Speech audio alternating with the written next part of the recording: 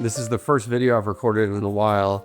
I'm in my apartment in the East Village and I'm about to get in cab to go to the office. I'm going to show a little bit of a day in my life, give an update on what I've been doing the past few months. It's been a crazy time, the craziest time in my life for sure. And give a little insight into what I'm working on, because I'm also now on to, I think, the most exciting project I've ever worked on, the biggest project I've ever worked on. It's in Europe, it's in a new country, and it's going to be a really exciting spring. On top of everything I'm doing behind the scenes with Draper and the technology that's supporting everything I'm doing, I'll start diving into that today. Here's a little bit of the abode. Simple, one bedroom, or really studio, the kitchen. Subletting it for now and trying to decide if I'm going to stay here. Recently, I found out that this woman in my building who does cleaning for a lot of people's apartments, or a couple people's apartments, including mine, I sent her a job post. I had a cook when I was in New Orleans. It was the best thing I ever did. And she was like, oh, I'll do it. I'm not a professional, but I cooked for my kids for years. And so she's been cooking for me. We've been trialing this out. And this is the most important investment I think an entrepreneur can make, is taking your time back at the home first. Having healthy food that you know the ingredients of, done for you.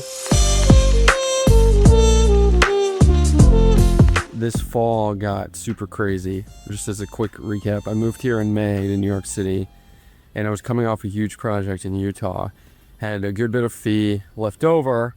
But that whole project I was tracking to have DealPage, the software I own, ramp up to cover my expenses of my business and my life and live off that and kind of stabilize with that and maximize that until I could get to the point where I had surplus cash flow to start focusing on my next project. And I knew I wanted my next project to be in upstate in the Hudson Valley. So I was tracking to come to New York City. And at the end of that Utah project, a friend of mine sent me an apartment here in New York City. And even though I wasn't planning on coming up until the end of the year, I jumped on it. And it was like way beyond what I could spend at that time, but it was an incredible place. And a bunch of people in my life just told me that you should go for it. And it felt mostly right at the time to do. And so I did, and I moved up here. And DealPage just did not ramp up quick enough this summer. I got a beta out in May and people just weren't finishing their pages, finishing the main function of that app, and collected a bunch of feedback, made a decision to bring forward the implementation of AI into that tool, bring it forward in the roadmap, which took more time than I had anticipated, and then took even more time than that, than what I was expecting once I got into it. Took more money and investment, and all the while DealPage was not ramping up to begin covering expenses. And over the summer, June and July, I looked at taking on a couple different big full scope development projects like I had done in Utah for a fee, one as a partner, and ultimately they didn't feel right in themselves, and I didn't feel like I wanted to get into another huge project that would take all of my time when I'm in this phase where the primary goal is to get a cash flowing operating business that can support myself on my own new principal projects for years to come. I don't want another band-aid like I've done in the past. I want to build the base and set myself up to go pursue my own projects. That left me with, I had to figure it out. And I was seriously running out of money this summer. And this whole time, especially on the Utah project, I had been doing more and more of creative work with AI, and I had started to develop like systems and processes of my own around it. I had started to share that with people, like this group I'm in called Hampton for Founders, shared it with my cohort, then invited to the headquarters to do a big talk about it. And every time people were basically just asking like, is there more? Is there a course? Is this an agency, etc.? And that's when, really out of necessity, coming to the end of July, I was like, okay, let's spin this up into something. Called it Draper, didn't have a plan for it, just put it out there, got people on a webinar call, and started taking sales calls and just trying to see what people wanted. And the main thing was an agency service to just get brands done, largely for hotels and real estate or real estate adjacent, like real estate operating companies or development companies, even real estate adjacent softwares. And I started doing that took on the first clients at the end of August and beginning of September. And then basically from then until middle of December, all I was doing was heads down, delivering for those clients, but most of the time using those clients and those engagements as the guinea pigs through which to build what has become Draper, which is, I would call it like a system more than anything. It's not a singular like technology tool like DealPage, for example, but creative is so multi-layered, it's so subjective, so personal. It's a system and a process built around my creative process, and really my new creative process that I've changed and formed based off of AI and how AI works. And in short, the brand build is basically a process of intaking information, extracting from that information thematic and emotional cues that our system turns into keywords, terms, and phrases that we've like developed an entire schema and process in philosophy of taking emotional and thematic cues, turning them into these words that are optimized for driving generative AI and producing visuals of all kinds, from photography to website graphics, etc., and really opening up whole creative directions as we want and exploring them all the way through front to back, all the way through final production, flipping the script rather than starting with the human and our own thoughts and insular ideas on what the creative direction or strategy should be, letting that come and surface, letting those ideas, those specific thematic graphic devices and accents and things come to us, in front of us, and then changing the role from the human to first a creative director, who's largely me at this point, identifying those ideas and directions we want to pursue and maximize. And then once those directions are decided on and commented on and sort of distilled, having another human or set of humans, specialist, actual creative executors come in and do the final step to produce the final brand's entire universe, really, of assets in final designs for web and social, and extracting the guidelines, the documentation from that, rather than what, like I said, is usually the reverse of that process, starting with the human, making decisions on strategy, making decisions on guidelines, and then maybe actually producing outputs. That's Draper. And to do that, there is 48 different prompts, a bunch of just training on how to move from one step to the next. And there's some more to it that I'll get into. There's some more on how we use and catalog media and knowledge and information throughout the process to make the prototyping and testing better. There's some more on that and how it turns into its own app for ongoing production after the fact, after the brand is complete. That's probably the part of Draper I'm maybe most excited about. But that in a nutshell is what I've been building, and it's been just probably the hardest thing I've ever worked on. It's very subjective and sort of like vague, and having to turn it into like a scientific, almost quantitative process has been difficult. Having to do that while delivering clients and selling new clients to keep the business going, to keep my life going in the most expensive city in America, all that has been a challenge. But without moving to New York, it would not be anywhere close to having been able to do any of this, between the pressure as well as just the community. And I'm about to pull up to the office now, an office in a space I got through a connection with other entrepreneurs who are here that I met at an event. So having that here has been super important, but also, like it said, part of the challenge. I also was pursuing this really exciting project in Europe, and that included flying to Europe unannounced, had the first call, booked a ticket, went over there, spent 2 weeks there with my now client, learning about his business, his company, all his projects, and what his ambitions were with this concept we're working on. Flying to Canada again a couple weeks later to meet him at a conference, and then just really beginning to work on the concept. So we're pulling up now. This office is in Soho.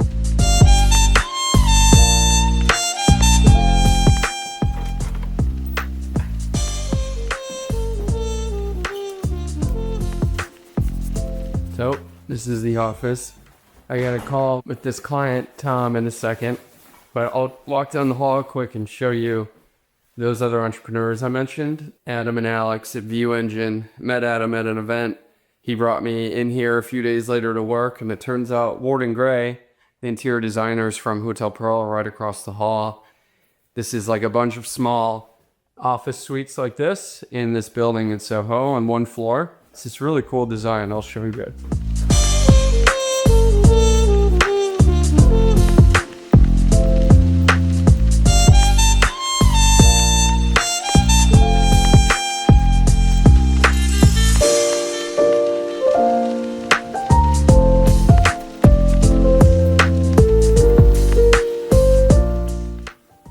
So I'm still very much setting this place up. I just started ordering things. I've got this pole right here. I'll show rendering how I'm setting it up. Shelves on the Mac wall, desk right here. Pole for things like this. Start to make media production priority again now that I've sort of stabilized here for the spring. I'm going to explain a little bit about what I'm working on with this client in this new project.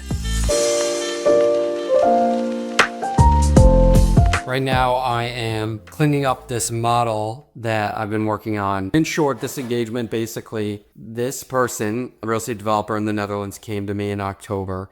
They filled out the form for Draper saying that they wanted to create a brand, a family of brands to encompass a variety of ventures that they own or are part of, all somewhat related to real estate development. I got on a call. We had an amazing first call just talking about real estate development, the hustle, his story a little bit, sort of like built up his own company, self-made, very large developer in the Netherlands. And talking about this thesis, this framework he has, wherein basically he is combining in cultural centers, really immersive art venues into his mixed-use developments, and not as a secondary piece or one of many pieces of programming, really like the core piece of programming. And he is expanding that programming into the other buildings in the development and the other parts of the development through maker spaces for the artists that ultimately program and fill these venues, through subsidized artist housing, and then traditional residential and some traditional office as well. It's proven out. He has 2 of these projects done in the Netherlands or in progress in the Netherlands. It gets approvals done quicker for projects, especially in a country like the Netherlands where they desperately need housing. That's very important. And especially in Europe where approvals are very hard to come by because of regulation, that's very important. It brings the different ministries, stakeholders, and bodies together because it hits on residential, it hits on art and culture, it hits on technology, specifically immersive art has a huge technology component involved with it. It hits on economic development, all the benefits that get created around attraction, particularly of young talent, retaining talent, lifestyle improvement. And then in addition to that, just the great design that is used in the development overall, the sustainable design that's used, bringing in environmental stakeholders and groups. And it just makes for better, more enriched environments, neighborhoods, and lives for the people that live there. And he executes on this in a number of companies, his real estate development company, a immersive art programming and operator company that he's invested in and started, a digital twinning or sort of 4D visualization software company he's invested in and started. And when he initially came to me, he wanted to wrap these all under one brand, like Virgin Atlantic in a way, to make it primarily easier to communicate to stakeholders, mainly the government. The main goal with this is to help support future approvals by making this big idea that I'm trying to explain to you now, not so succinctly, making it more succinct and receivable by counterparties. And this evolved over the 3 months that we really started working on it, before starting working on it just a couple of weeks ago. That whole fall I mentioned, while I've been so busy with Draper, in flying to Europe and going to Canada, and then having really more than weekly calls on this, we were fleshing out the concept. And it eventually evolved away from creating a family of brands to creating an industry organization, a certifying body, all around this unique business methodology is the term for it. So a similar comparable would be LEED, the LEED certificate in real estate, or B Corp for sustainable operating businesses. And creating an entity, some sort of certification system, we haven't fully fleshed out yet, that's what we're working on, but creating this entity that can champion this approach to development that basically is about combining technology and culture residential, and work to make more well-rounded, more enriched developments that enrich people's lives, that better the community and the urban fabric within which they exist, that bring all these different elements of life, of the government, of the municipality together to get these projects done faster, create this entity that can be adopted by others so that this idea can spread out into the world. In, my client entering into new projects, ideally that spread adds more credibility and municipalities already exposed to it and aware of it by the time he gets there. So that's what we're working on. And my job is to concept this. Concept meaning all the questions you may have in your head that may be unclear from what I'm saying. Those need to be answered first. What is this thing? What are the parameters that make up this type of development? What are they exactly? How do you judge if a development is this type or not? How do we message it? What is our product? Our product is mainly going to be messaging and media and getting this theory and this framework out there. How do we make this adoptable to other developers? How can we make this portable in the messaging and communication of it, but in defining what those specific things and parts are that people can do and use? An idea like creating a catalog of different companies, technologies, service providers that are there for the process to do this type of development is very unique. It's not the same as doing any old multifamily, ugly apartment building. And so having that catalog, that network of those collaborators, that is an example of making this something that other people can not grasp onto, but really like intake and use and make a part of their process and become a part of this network. So all that is what I'm working on now, and then bring that forward into a brand, a visual identity. We have very ambitious concepts around the creative here, and I have some very specific ideas that I want to do with motion graphics, etc. I already have an idea for a direction. We haven't totally solidified, but this sort of scientific, thematic, space, interstellar direction, this idea of urban gravity and creating gravity in these urban environments with these projects. So all that, and then on top of that, offloading or transferring over the final product of a fully built out knowledge base, which I'll need to get into in a separate video, and media repository, which are basically hyper brand specific, communication and content strategy specific, tagged and meta described content, media, and knowledge and information synthesized and distilled into very micro chunks, covering literally everything in this concept and brands universe that needs to get communicated out to the world, and tagged and organized based on how it's going to get communicated out to the world so that AI can go and find and grab the things that specifically it needs to use in any given moment. And that is a bedrock of Draper and what I'm building. And this client and this engagement basically is serving as further an R&D phase for the further and final refinement of that, and executing on it and handing it off to this client, but also building it out more fully internally under Draper. And lastly, in this engagement, the reason why I'm working on a financial model right now is because included in this is, throughout this process of this 6-month engagement, applying this as we go to active developments that fit this framework, and using these developments, these active developments that we're pursuing, this one in Los Angeles, as forcing functions to like bring this out into the field quicker, but also start testing like different approaches, different ways of messaging and explaining what I'm explaining to you, to brokers, to investors, to municipalities, live in the wild, and seeing how they're responding to it as we go. We've already started doing that with brokers, and we've seen people get excited when we are able to explain this in a succinct way that they can understand. So that's a part of it as well. And today we're going to be going over this LA deal and the progress made.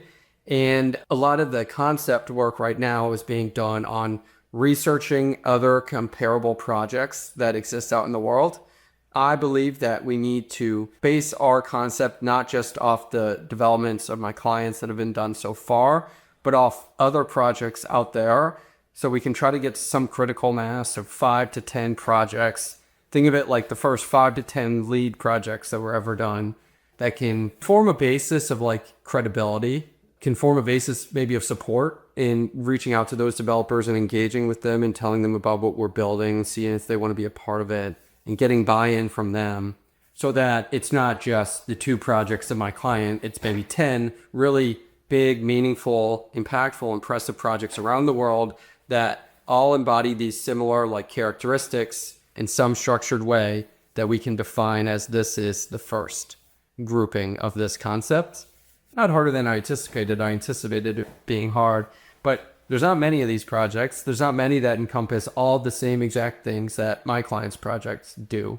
But projects that incorporate technology, culture, residential, workplace, really great design, sustainability, they are out there. Each of these is like levers on a lot of them, but finding that mix, that right mix, has been challenging. It's taken a lot of time, but it's been really fun.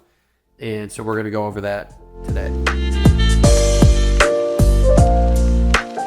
All right, guys, we are here in Buck's den. He went on a shopping spree today for his new office space. All right. As you can see on the wish list was first a modular shelving, mini fridge, sheet set ×2, big pillow. I don't know what that last thing said. I think it's a shower curtain. Now let's see what he actually got here today. You got to Oh, we do have, is this a shower rod? No, I don't know what that is. That's a stripper pole. Okay, we have a stripper pole. And now we're gonna do one of these. Check out the renders. Here's the render. This is kind of the vibe we're going for. The vibe, guys, the vibe. So that's going to be this back wall behind us. Right here. I haven't decided about the boxes yet, if I'm going to do dark wood or light. This was another look I don't think I'm doing. There's the stripper pole, and the desk is going to be kind of like right where we're sitting now. We got the Google healthiest monitor you can buy for your eyes. I know a Baron Q. He got ripped off because he got a healthy organic monitor. Certified organic. Let's poke around and see what else we got here. We got some drill bits. We got a drill, Black & Decker. Some books, naturally. Power detailing palm sander. This is a good box. More coming in this box here. We got sanding strips. We got the hammer. All right. Oh, I got one of these CalDigit docks that you can put like 1 million USBs into Nice. for your computer. We got, Filing cabinet stuff. HDMI cable.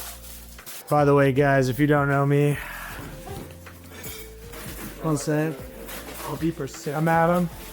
I have a much bigger office down the hall. And I often find Buck sleeping here on Sundays because we have a cat. Monitor stand to go on the stripper pole. Cork board. Oh, we actually want one of those.